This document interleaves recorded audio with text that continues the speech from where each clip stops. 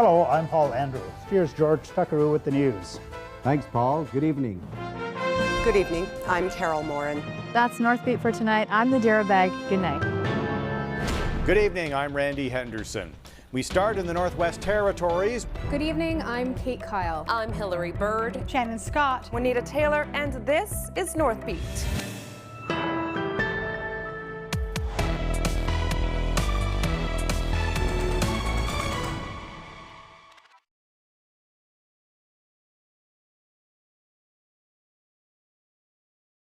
Thanks for joining us. I'm Megan Roberts in Norman Wells, Northwest Territories.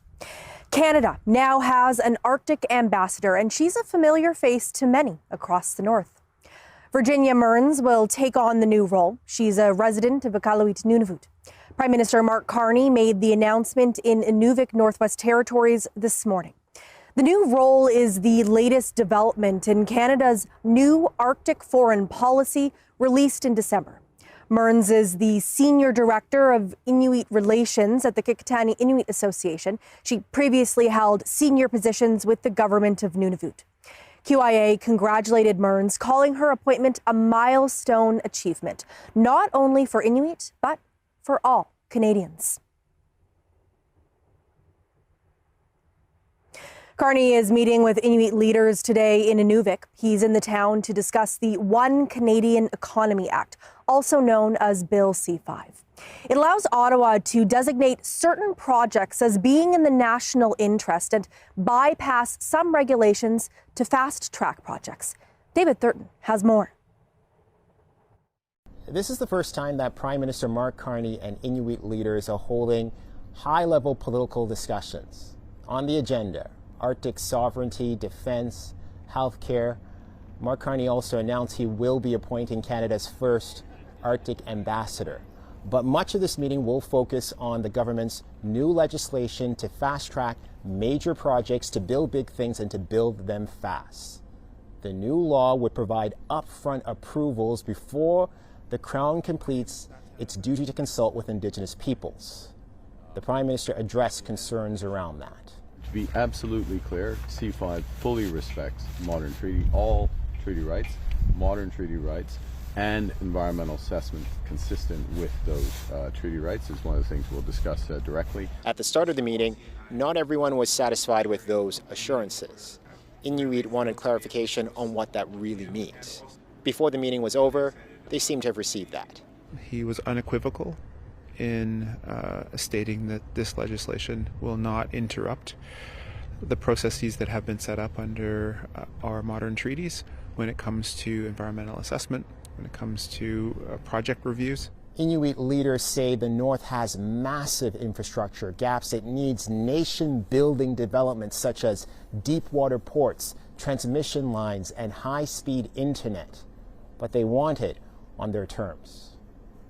David Thurton, CBC News, Inuvik. Meanwhile, the Minister of Crown, Indigenous Relations and Northern Affairs says the federal government will take feedback from Inuit on major projects. Rebecca Alty is also the NWT's Member of Parliament. She made the comments midway through today's meetings. Alty says they discussed how to have more communication between Inuit groups and the federal government.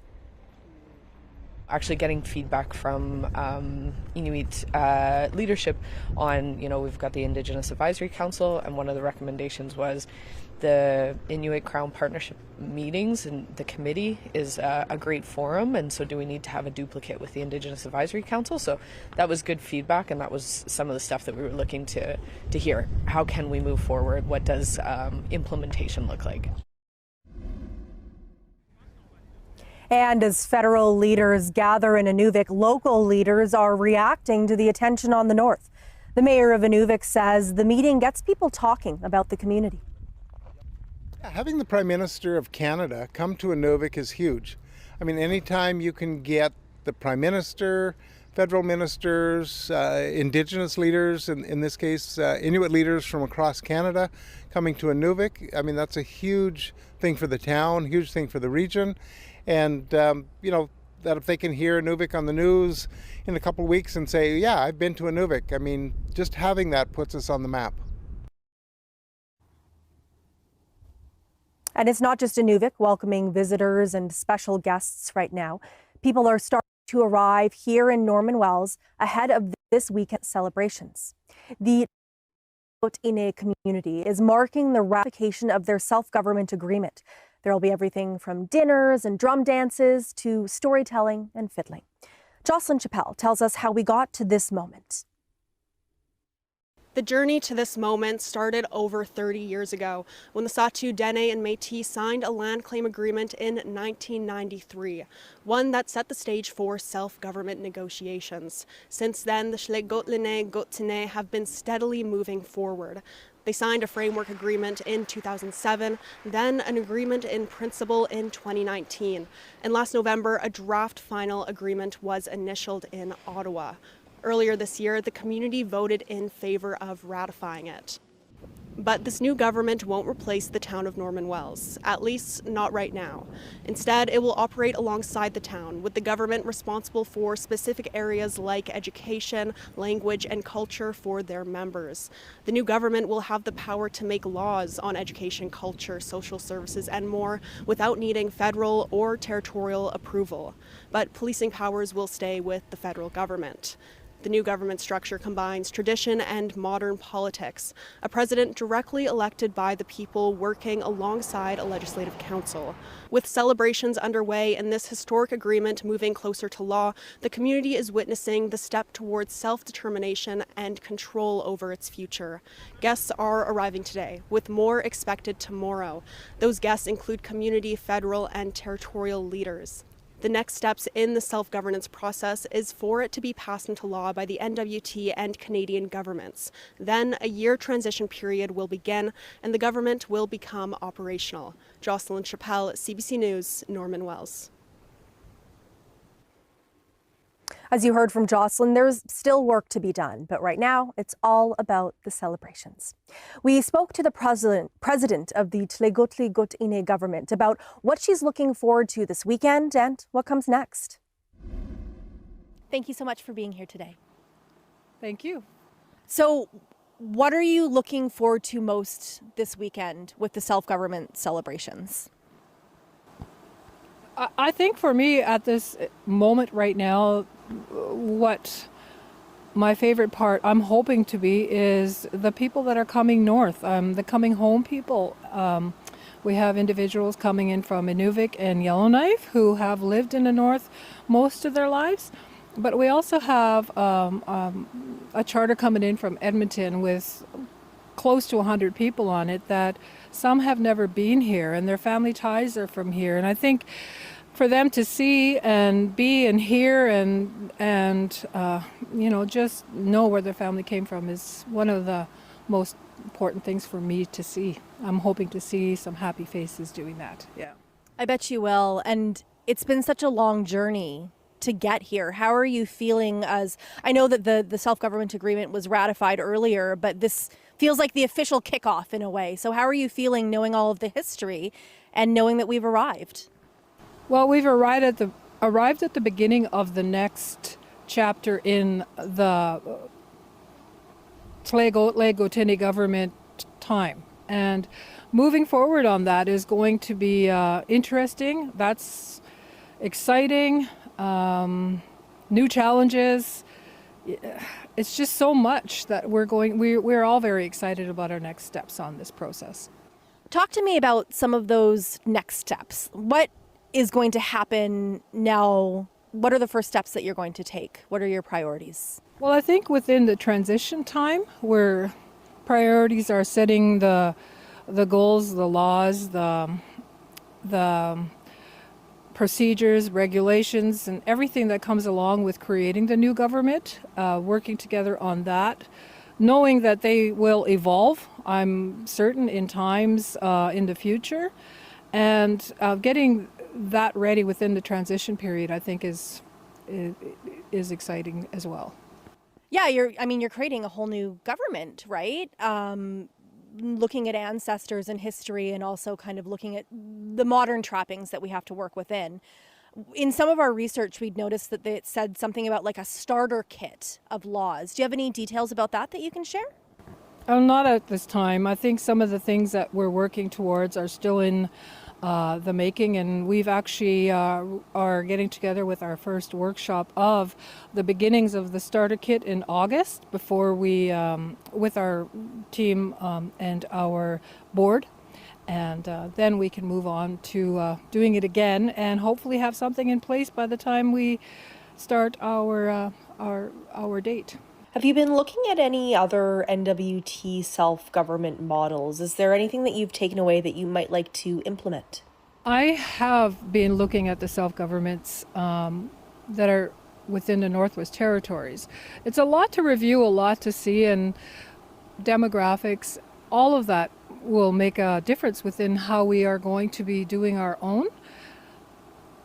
I think we will sit down and decide whether we utilize some of that or just move forward on our own based on, you know, the 20 years of time it has taken to get us to where we are today, and knowing I think what the elders wanted, how they spoke, what were their ideas of self-government, and the ones that are not here today, because there are a few that aren't here today that were a part of the full process, and that's in the beginning, and I think that's important to remember them. It's important to remember the ideas that they had, how they felt about the steps that we are taking and where we were going in the future. You know, that's my answer there. Sorry. That's great. No, I was wondering actually if you could tell me about some of these ideas that the elders had that are perhaps guiding you, if that's the right term, as you're moving forward. Just to ensure that we can make our own decisions on the lands, work towards governing ourselves and making decisions for ourselves. There has been a lot of different issues, and I don't want to work towards anything that could be negative, because this is a celebration that's going forward with the people that were here before, the people that are here today, and the people that are here tomorrow. And we need to remember that and work in the direction that is positive for all of us. So getting our families together and talking and discussing about their own elders within their own families and some of the things that they believed and how we would integrate them into what we're going to do tomorrow is important. So that's what we're doing. Sherry, thank you so much for this conversation today. I really appreciate it.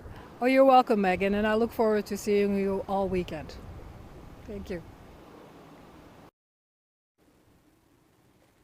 The people of the Carcross Tagish First Nation finally saw salmon in their community on the opening day of Hakustigi. Salmon were depleted in the rivers and lakes after 1958 when the Whitehorse Power Dam was built. The CBC's Marissa Mayer has more.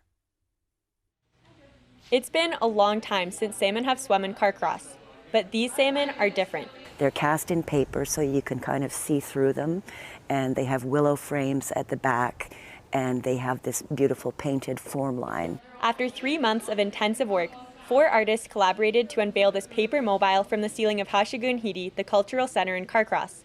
With specialties ranging in paper making to clay work, form line design to carving, they all brought something different to the project. To really honor the people here, the Tagish people, the Carcross people, I want them all to feel, welcome when they come into this center, and we all want the salmon back. For Violet Gattensby, this art collaboration was very personal. The salmon they don't come here anymore. They just live in our stories. So I think it's important to talk about it that way, because I don't think people talk about it enough. The fish nets that we used for this project have never had salmon in them. The piece is on display in the Cultural Center in Carcross. Hakustigi means our Tlingit way, and is a 3-day celebration hosted by the 3 inland Tlingit communities of Carcross, Atlin, and Teslin every 2 years. The celebration in Carcross continues until Saturday. Marissa Mayer, CBC News, Carcross. Welcome to your new home. Mais il est trop chaud. He understands French. I'm not seeing this as a suicide. Someone sure wanted us to think it was. Gallagher is suspect number 1. Tell me, was it the man's politics you didn't like, or the fact that he's living with your wife? I know he's into something. I just gotta prove it. No, we all have a past. Find his. Be careful around Fitz.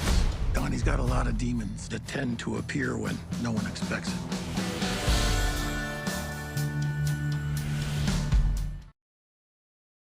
New year, new school, new uniform. High school was a chance at reinvention, a whole new me. Who to join? Jocks? Nerds? This was life or death. Take a risk. Life's short. Don't waste it living someone else's life. Just live your own. Sometimes you find yourself in the right place at the right time. And if you're there with the right people, well, it doesn't get any better than that. I brought a few friends along with me today. 3, 2, 1. Mom, you're embarrassing me in front of the dragons. Take me home, James. Full of surprises here on The Den. Dragon's Den. Watch free on CBC Gem. 12 of Britain's best amateur bakers have made it to the tent. This is an absolute dream. Every inch of their baking skill will be scrutinised. Lovely jubbly. Those that falter will leave the tent. One wrong move and it's over. You want a game? Bring it on. Go, go, go! Oh my God! We need help out there. Yeah, we'll come for you. This is it! Canada's ultimate challenge. Our family is about to do something we've never done before. Leave the store while we go to India. Looks like you're not going back.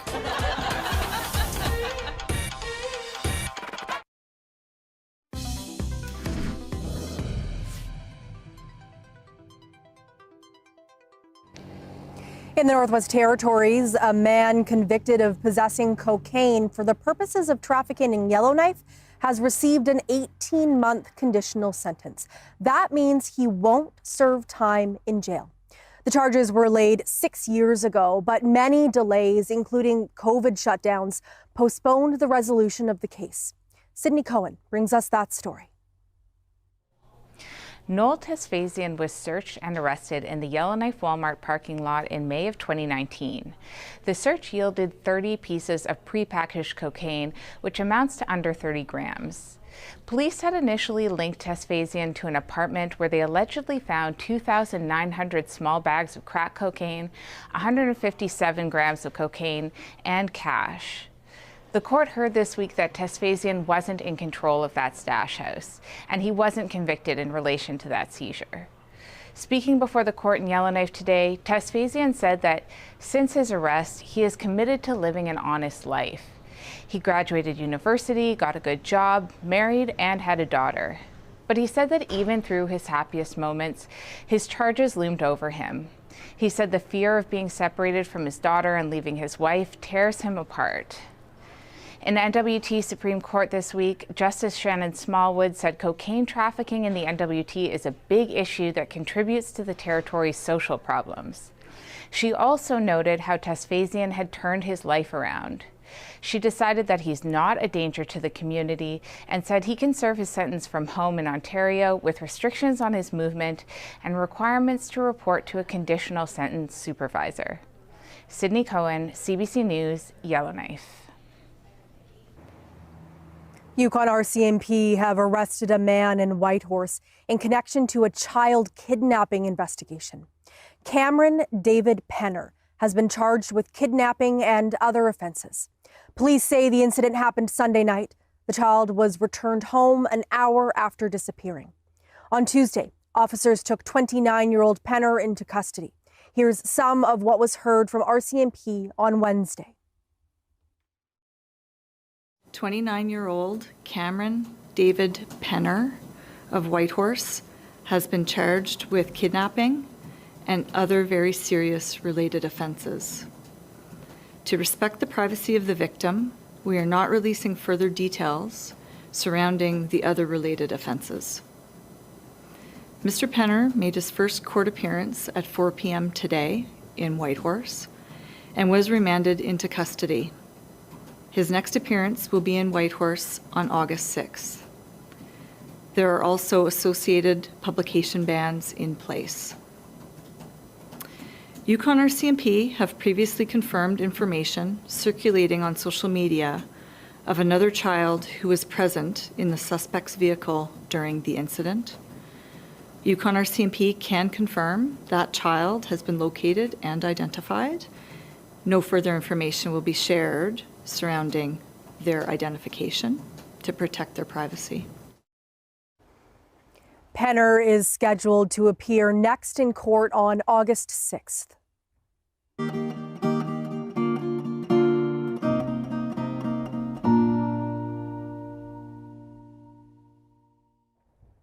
Nunavut's Family Services Department says its new confidential hotline is a first step towards regaining public trust. It was launched in April for people to confidentially raise concerns about the department. As of last week, the department received 48 complaints. Most were to do with standards of practice not being met. The Assistant Deputy Minister of Family Wellness says the department is acknowledging its troubled history. For me, I would want them to have contact with me. And this is my way of still being able to do operations, but they can still, because it comes directly to me after. Because I want to know, I want to hear what they have to say about how well we're doing. If we're not doing well, I want to know.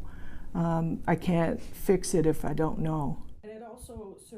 She says the department aims to resolve complaints within 14 days, but some cases will take longer. Nunavut's representative for children and youth says the creation of this hotline is a positive step, but she stresses there must be clear processes with how cases are reviewed. I think some complaints can't be resolved. So I think, again, language is really important. If there's so many that weren't unresolved, do they continue to be tracked? What happens to that information? So again, that's all part of process. People can confidentially reach out to client relations at the number on your screen. That is 1-844-392-4453.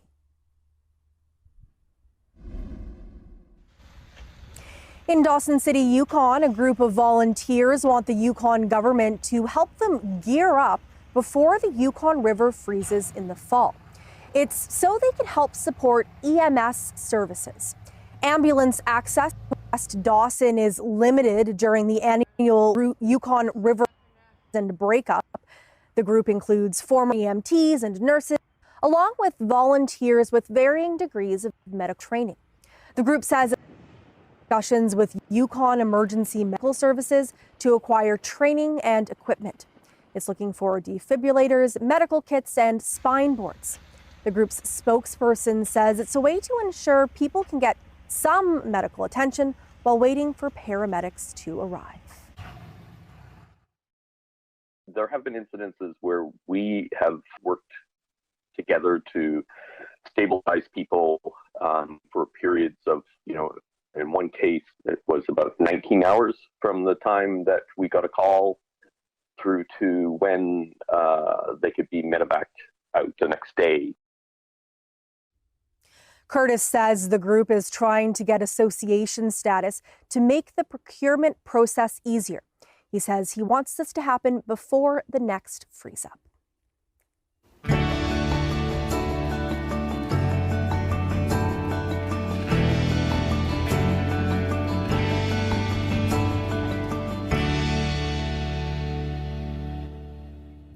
After 3 seasons with the Medicine Hat Tigers, Canada is losing one of its best young players. Yukoner Gavin McKenna announced earlier this month he's headed to Penn State for the next season. The 17-year-old player from Whitehorse and member of the Trondequetchin First Nation has been described as a hockey phenom and a generational talent. CBC Sports was in Whitehorse this week. They met with McKenna to talk about his decision. McKenna is making history as one of the first Canadian junior players to move from the CHL to the NCAA. It's happening after a ruling last November ended a decades-long policy that made Canadian athletes choose between the CHL and college hockey. I think it's what was best for me for my development going into next year. I think playing against older guys, stronger guys, even being around the guys in the locker room, learning to hang out with older people, I think it gets you ready for the year after when I'm hopefully in the NHL. like I said, around older guys and stuff, and just prepares me. And I'm not a big guy, so less games and more time in the gym I think will help me, and kind of learning my body a bit throughout the year. I think it'll be a big step for me in my career. And with Penn State, I toured there, and it was honestly a no-brainer for me to go there after what I saw and just the people I was around. It just felt like I could call that place home for the next year. McKenna says the amount of attention has gotten is crazy. He hopes his Penn State pick will help grow the school's hockey program. McKenna's father, Willie, says his son's decision to leave Medicine Hat was a tough one. He'll say it himself, one of the toughest decisions he's had to make in his life. You know, it might be a trend moving forward, but it was, you know, we were very, very confident that it was the best decision for him at this point. McKenna is the projected top pick in the 2026 NHL draft. He'll wear number 72 on his new team, the Nittany Lions at Penn State. A British Columbia couple is embarking on a cross-country race to raise money for people affected by ALS, and they've just finished their leg in Iqaluit. Donna Bartel's mother was diagnosed with ALS in 1999. It's an incurable and fatal disease that causes loss of muscle control. Since then, she and her husband Mike have been on a journey to raise money for the disease. And to raise awareness, they're doing triathlons in every province and territory. I'm sure a lot of people were wondering who these weird people when we were running around town in our sort of our blue trying to end ALS outfits. We did our 750-meter pool swim, and then we went down to the gym and we rode the stationary bikes there for 40 minutes. And then we ran 5 kilometers. So we just kind of ran around town a bit. And yeah, it's been really neat, very welcoming from the people. Nunavut doesn't have its own ALS society, but support is provided from the Ontario office in Toronto. Now, let's take a look at your weather.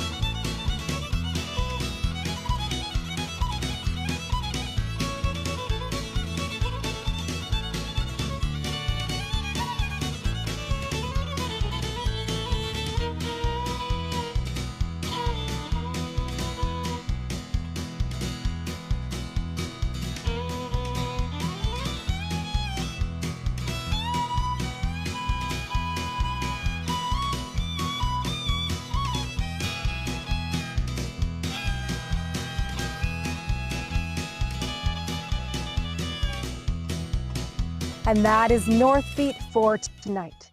For news anytime, go to cbc.ca/north. See you tonight with more from our visit to Norman Wells. Thank you for watching. I'm Megan Roberts in Norman Wells. Have a good night.